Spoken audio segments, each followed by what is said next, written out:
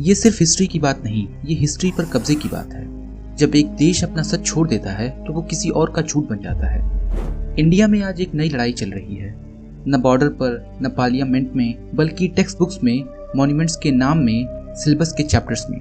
ये लड़ाई है भारत के अतीत के लिए, जहां मुगल चैप्टर्स सिलेबस से गायब हो चुके हैं, गांधी का नाम छोटा हो रहा है, नेहरू को साइलेंस किया जा रहा है और सावरकर के नाम को बोल्ड में लिखने की कोशिश हो रही है। हिस्ट्री बदली नहीं जा रही, दोबारा लिखी जा रही है, ताकि आने वाली जनरेशन्स एक नया सच पढ़ें। और जब बचपन से हिस्ट्री का नया वर्जन पढ़ाया जाता है तो सच या झूठ पे सवाल ही नहीं उठता। जब सिलेबस डिसाइड करता है आपकी सोच, तब हिस्ट्री एक मेमोरी नहीं, एक वेपन बन जाती है।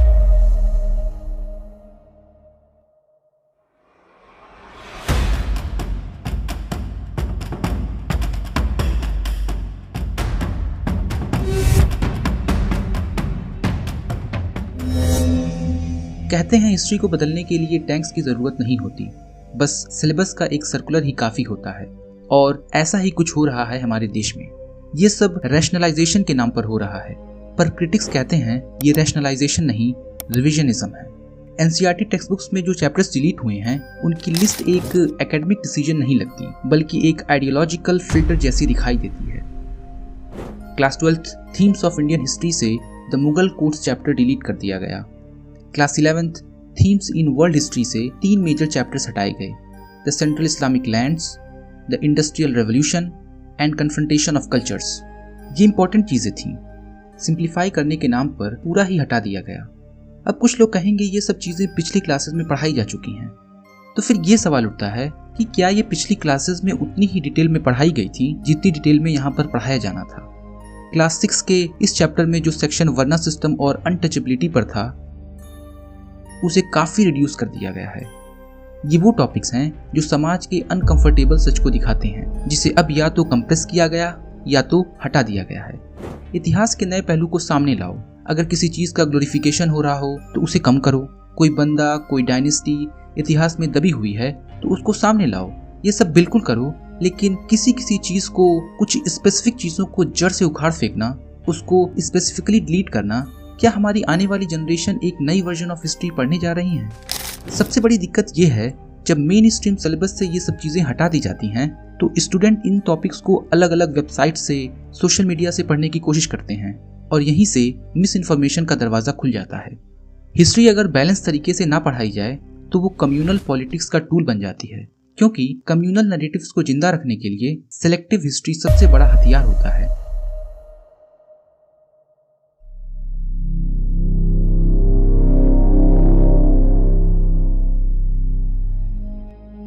हिस्ट्री के पन्ने कभी अकेला राइटर नहीं लिखता, उसके पीछे होती है एक पूरी सोच, एक आइडियोलॉजी। आज जिस तरह सिलेबस बदला जा रहा है, उसके पीछे भी एक क्लियर आइडियोलॉजिकल गोल है, भारत की एक नई इमेज बनाना, जहां प्राइड और पावर का नैरेटिव हो, लेकिन सेलेक्टिवली चोजन पास्ट के साथ। इस प्रोसेस को कहते हैं सेफ्रनाइजेशन ऑफ हिस्ट्री, जहां हिंदू सिविलाइजेशन ग्लोरी को सेंट्रल थीम रखकर उन चैप्टर्स को साइडलाइन किया जा रहा है जहां सेक्युलरिज्म, मुगल इन्फ्लुएंस, दलित अपराइजिंग मूवमेंट्स या लेफ्ट लिबरल थिंकर्स का रोल प्रोमिनेंट था। जवाहरलाल नेहरू, जिन्होंने मॉडर्न इंडिया का फाउंडेशन रखा, उनका नाम ग्रेजुअली कम हो रहा है। I can tell you that India has no intention, and I don't see any reason why in the future anything might arise that would lead to, well, India having that intention. But how can I give you a guarantee forever and ever about events? Ambedkar, जिनके ideas bold और clear थे, उन्हें सिर्फ constitution तक ही सीमित किया जा रहा है।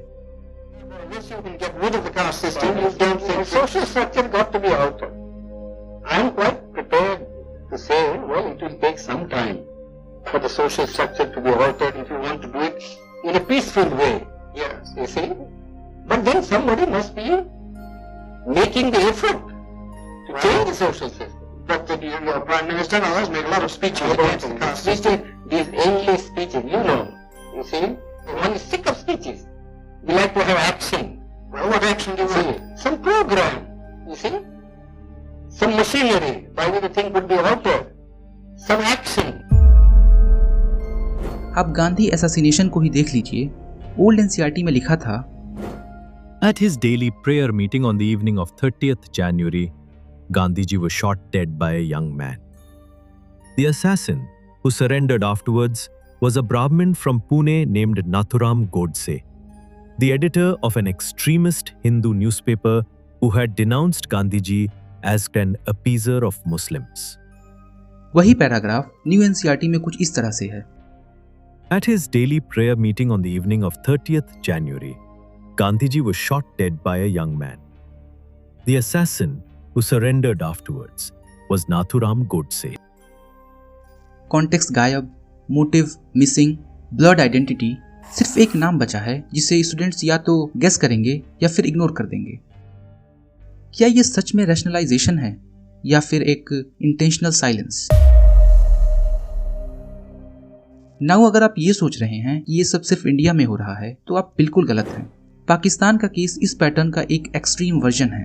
वहाँ स्कूल टेक्स्ट बुक्स में हिस्ट्री को दशकों तक इस तरीके से लिखा गया जिसमें पॉलिटिकल इंटरेस्ट डोमिनेट करता था और माइनॉरिटीज को सिस्टमेटिकली विलन बनाकर दिखाया गया। पार्टीशन के कॉन्टेक्स्ट में हिंदू और सिख कम्युनिटीज को बायस तरीके से प्रेजेंट किया गया और पाकिस्तान की इस्लामिक आइडेंटिटी को ग्लोरीफाइड नैरेटिव के रूप में इस्टेब्लिश किया गया। रिजल्ट, एक जनरेशन ऐसी तैयार हुई जो इतिहास के फैक्ट से नहीं, एक सेलेक्टिव रेज और नेशनलिज्म से इन्फ्लुएंस थी। और आज भी पाकिस्तान में करिकुलम रिफॉर्म एक सेंसिटिव और पॉलिटिकल इशू बना हुआ है। इंग्लैंड का केस देखें तो वहाँ कॉलोनियल पास्ट से बचने की पूरी कोशिश की जाती है। ब्रिटिश टेक्स्ट बुक्स में स्लेवरी, लूट और एक्सप्लॉयटेशन के चैप्टर्स या तो सुपरफिशियल होते हैं या कुछ बुक्स में मिलते ही नहीं। स्टूडेंट्स सिर्फ सिविलाइजिंग मिशन और टेक्नोलॉजिकल कंट्रीब्यूशन पढ़ते हैं, कॉलोनियलिज्म का डार्क ट्रूथ नहीं। ये एक सॉफ्ट वाइट वॉशिंग है जिसमें एम्पायर की ब्रुटैलिटीज को डाइल्यूट करके सिर्फ प्राइड प्रोजेक्ट किया जाता है। और इसीलिए जब आप ब्रिटेन के कॉलेज स्टूडेंट से पूछते हैं कि आपके एम्पायर ने इंडिया में क्या किया, तो ज़्यादातर लोग बस कंफ्यूज होते हैं क्योंकि उन्होंने कभी ये डिटेल में पढ़ा ही नहीं। और ये उनकी गलती नहीं है, ये एक पैटर्न है। जब भी पावर स्ट्रक्चर खुद को इनसिक्योर फील करता है तो सबसे पहले वो हिस्ट्री को कंट्रोल करता है। भारत में भी आज यही हो रहा है। एक स्पेसिफिक आइडियोलॉजिकल लेंस से हिस्ट्री को रीराइट करने की कोशिश की जा रही है because they know controlling the past is the first step to controlling the future.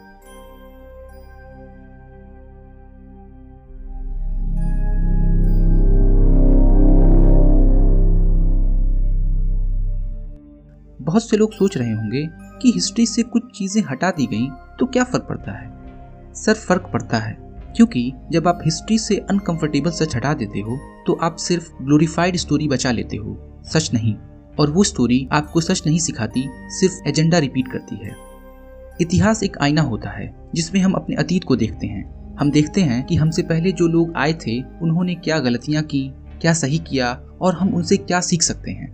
No doubt history में आपको कुछ इंस्पायरिंग कहानियां मिलेंगी और कुछ ब्रूटल सच भी, पर वही तो असली मुद्दा है ना। इतिहास जैसा था उसे वैसा ही पढ़ा जाए। उसे फिल्टर करके पढ़ने का मतलब है उस आईने को धुंधला करना। हमें ये समझना होगा कि हिस्ट्री हमेशा ब्लैक एंड व्हाइट नहीं होती, ये कई बार ग्रे होती है और वही ग्रे जोन सच के सबसे करीब होता है। इंडिया जहां डेमोक्रेसी और डाइवर्सिटी की मिसाल दी जाती है, आज वहीं सिलेबस से डाइवर्सिटी हटाकर एक सिंगल कल्चरल आइडेंटिटी के नैरेटिव को इम्पोज करने की कोशिश की जा रही है। ये पैटर्न सिर्फ रीराइटिंग तक सीमित नहीं है, ये एक सिस्टमैटिक अटेम्प्ट है मेमोरी को इरेज करने का, इनकन्वीनियंट ट्रुथ्स को म्यूट करने का, ताकि पावर के नैरेटिव को मनचाहे डायरेक्शन में पुश किया जा सके। History becomes less about what happened and more about who had the power to write what happened. Global examples हमें बताते हैं जब हिस्ट्री एक पार्टी का पोस्टर बन जाए तो डेमोक्रेसी सिर्फ एक रिचुअल बन जाती है।